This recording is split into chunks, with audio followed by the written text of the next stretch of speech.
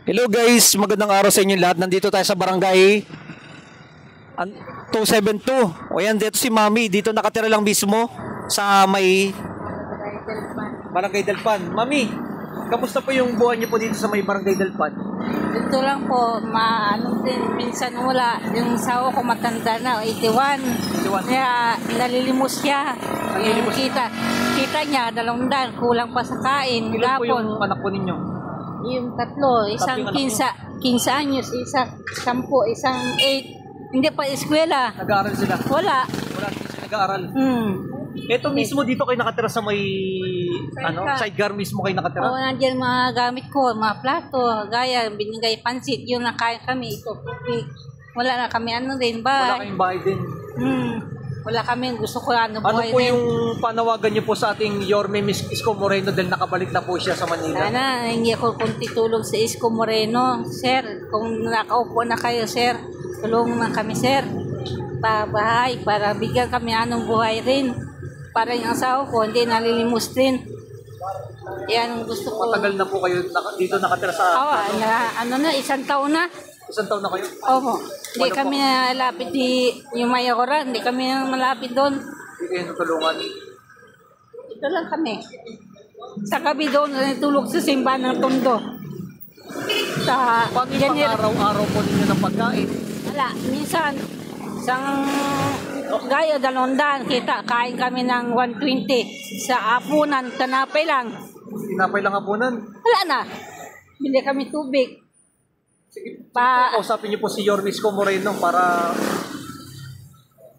Sana tulungan si Mayor Isko Moreno para bigyan kami ng pag-asa rin, para bahay kami, bigyan kami ng anong buhay rin kami, may sidecar kami para hindi na kami punta-punta doon. Sana tulungan kami maayos din, pa-eskwela ko ng anak ko. Anong pangalan niyo, Mami? Madeline Ramos Madeline po. Ramos. Apo. Dito ka mismo nakatira sa Barangay 272. Oo, naawa rin sa amin yung chairman, tingin-tingin lang sa amin. Hindi naman kami ba napaalis din. Dito lang kami sa araw. Sa gabi doon kami naiga sa plaza ng Tondo, sa generic doon sa gabi. Anong munting kahilingan mo niyo kay Yorme? Mabigyan kayo ng hanap buhay Opo. at sana matitirhan, no? O, tirahan din, maayos din. Kaya gaya yun, pa-share, naawa lang sa amin pa-share, paligo kami, hindi na kami pangbayad. Naawa lang kami rin. Gaya nung punta ng Ilang taon na asawa po ko. kayo na ganitong ginagawa po ninyo? Nandito Ngayon pa lang, isang taon pa lang. Isang taon pa lang? Opo. Wala po kayong hanap buhay? Wala. Dati, tenda ko saging. Wala na, namahal ang saging na yon. Kaya patenda, makano lang sa akin, sir, 1,000, 200 lang. Paano po ginagawa po nila? Wala, dyan lang sila. Ano lang yung mga anak po ninyo? Dyan, tulok yung anak ko ng panay ko, siya yung drive. Tapos ito lang. Saan po kayo natutulog? Dito sa lapag lang mismo? Minsan, dito kami Si natutulog. Mami, walang tirahan, dito lang nakatira. Oo. Wala po kayong tirahan pero nandito kayo sa tapat ng Condominium. Opo. Hindi ba kayo nakikita rito ng barangay na Bigyan na minsan Pagkain. Pagkain. Minsan lang, minsan wala. Gaya yung napila ni si Konseyer Joel, Jeff Lau, yung may feeding, napunta kami, yung nakain kami. Minsan wala, minsan meron din, sir.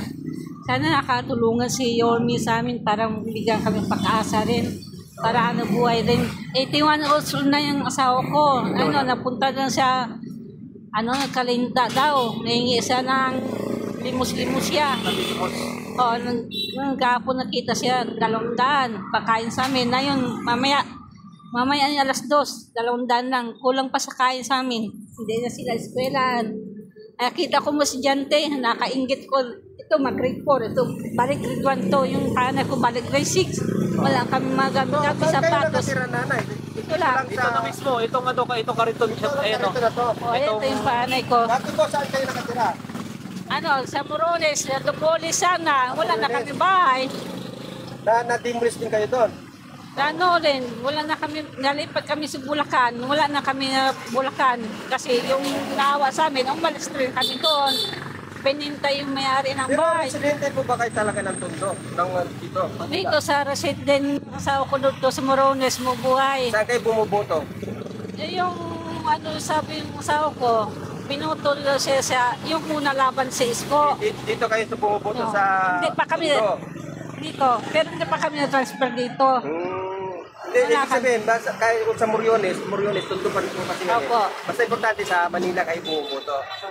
Sige, wag na natin tanongin kung sino binoto, sino ano, pero manawagan na lang po kayo kay Mayor. Kaya Isko Mayor, Mayor, tulungan mo ako para bigyan mo kami pag-asa, para bigyan kami ng bahay, ano buhay para eskwela kung mga anak ko 3. Kaya yun. Wala sila pasukan, wala sila nung Hindi sila kurme. pumapasok ngayon. Bakit po? Wala na. Walang anak boy sila eh. Walang makain, wala nang ano. Bali, minsan mami, sa isang araw, ilang beses lang kayo kumakain? Isang beses lang po. Isang beses lang. Opo. Antay pa ko mamaya. Asawa ko mga alas 2. Bigay po ng ano, Dahil yung antay ko ng oras po. Oras, alas 2 darating asawa nyo. Mamaya po. dos para naghanap buhay po yung asawa niyo.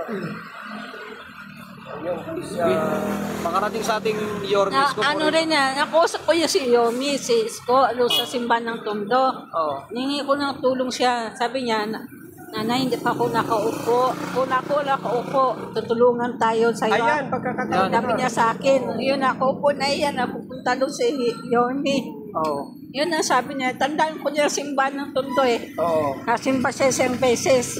Oo. Kagaya nga niya po niya, nakaupo na. So siguro, tutuparin niya yung promise niya. Baka maparating natin kay Yorme na meron nang hihingi ng tulong na kagaya po ninyo. Wala kami ano rin. Anong lugar to, Nay? Itong lugar nyo dito? Ano, Condominium. Condominium. Dominium Barangay, para alam po ni Yorme. Binondominium. Binondominium Barangay ano po? Delpan, yung barangay 272. 272. Kami sa araw, sa gabi doon kami ni Ega, sa Plaza Tondo, barangay 5 Paano naman po doon. pagka malakas ang ulan? Saan kayo? Yan kami siksi. Sigang kayo dyan, no? Opo. Pamamilya. Yan. Ayun, na Ito yung- ni Yorme. Makita ni Yorme. Ito yung tulugan nila, Mami. Tingnan mo yung bahay niya, oh. Ito yung bahay nila, Mami lang. Dito lang mismo kayo. Ah, yan. Pinakabahay. Ito lang pinakatulugan nyo. Apa, Grabe, no? Hindi na ka nag-aaral? di na po. Hindi na. Ikaw nag-aaral ka pa? Hindi na rin. Grade 1. Sana Grade grade 4 na siya na yun eh. Ikaw, Be. Grade 5. Grade 5 ka sana. Ito sila, Mami. Sige, sana parating natin kay Yormis Co Moreno, no? Na matulungan po kayo. Barangay 272, ito yung binondominium. Nakatira sila mismo. Diyan. Na makarating na kay ating Yormis Co Moreno. Ito mismo yung barangay 272 sila mismo nakatira. Okay, like and comment and share, guys. Thank you sa inyo lahat dyan. Guys, ito na yung Mami. Nayo. Nakita kami tatay. Oh. Oh. Salamat po. Ito pa. Wala bahay po? Nayo. Bahay. Kami tutulog po yung bahay. Sino? Siya po yung asawa po ninyo. Opo, 81 years na. 81 na po kayo, ma'am. Tay. Ngayon, nabilang sa amin ito, 120. Ano po yan? Napalimusan? Namamalimos lang po kayo. Ilan taon na kayo namamalimos? Matagal na. Isang taon nung may Mula nung wala na akong trabaho. Pero may pension kayo nakukuha sa Kunti lang sa barangay. barangay. Barangay. Sa barangay meron. Yun lang. Yung kay Isko, yung mga senior. Yun, 2,000 lang. 2,000. Ayan, mami, malaking tulong na yung mga grocery kahit papano makatulong na sa inyo. Sana, balik kayo. Abangan nyo lang po yung kay Mayor Isko Moreno, no? Na May makatulong sa bahay inyo, na no? ako, tapos gusto ko anong buhay. Parang hindi na sila lilimos Bahay, ba? magkaroon sana kayo ng bahay, no? Parang may puunan kami. Hindi Sa na araw sila- dito kami tambay. Ah, Sa gabi dito kami tutulog. Wala kami matulugan dito. dito lang kayo natutulog sa labas. Sa labas, may kami dinari. Plaza Tundong. Sa Plaza Tondo lang kayo natutulog. Dito, hindi sa plaza, dito sa Dinirig. Sa gabi, sa araw Sige, tay. dito. Ilan taon ka na? 81 na. Hindi. Ano panawagan nyo kay Mayor Isko Moreno para malaman ni Mayor? Mayor, tulungan mo naman kami. Kami walang bahay. Yung mga anak ko, hindi nakapasok. Hindi na rin nag-aaral yung mga anak ko. Paano makakapasok sila? Sa araw dito kami sa Dilpan. Oo. Sa gabi, doon kami natutulog. Pag-araw dito kayo, Dito paggabi. kami, doon. Doon kami nagtutulog. Sige. Sabihin niyo po kay Mayor Isko Moreno para malaman po niya na yung kalagayan po ninyo. Ngayon, tulungan mo kami. Eh, nung araw, kilala mo naman ako. Mula nung ikaw ay magpulsihan. Tinulungan ka namin. Mula nung siya yung unang nagpulsihan dito sa Tondo. Sumusuporta ka na kay Mayor? Hanggang nung lumaban siya ng presidente Oo. at sa Zamboanga, nandun kami, siya pa rin ang ibinuto namin. Nung siya yung lumaban Ano ng pangalan mo tayo? Ano pangalan mo? Veneciano Villarin Castello. 82 years old na, no? 81. 81. Dito na nakatira mismo.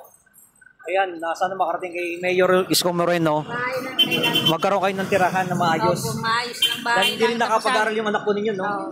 Eskwela sila, nabuhay kami para hindi sa hingi-hingi ng mga tao. Hingi lang po yung pakasa yung bahay lang. Tapos nabuhay kami.